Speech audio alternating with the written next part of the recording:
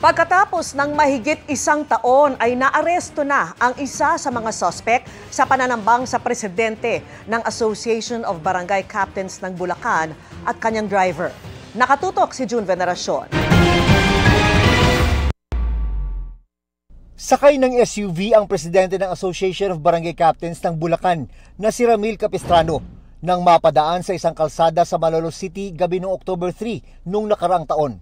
Pagdating sa pakurbadang bahagi, naghintuan ng iba pang sasakyan at may mga nagtakbuhan.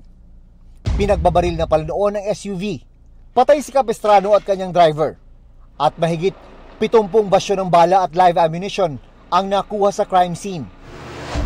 Pagkalipas ng mahigit isang taon, hindi ka maano ha? Ano nangyayari sa iyo masama? Salamat ka, nakuha ka namin ng mga. Naaresto sa bahay ng kanyang pamilya sa Navotas City ang isa sa mga suspect sa pananambang. Through the positive identification of the witnesses ay kasama siya doon sa araw na kung saan pinatay yung ating biktima. So itong suspect na to, nag-act po siya as a driver. Kasama sa isang gun for hire group ang suspect na 2 buwang surveillance, kaya na lamang buwan-buwan kung umuwi sa kanyang pamilya sa Navotas. Wala pa siyang pahayag.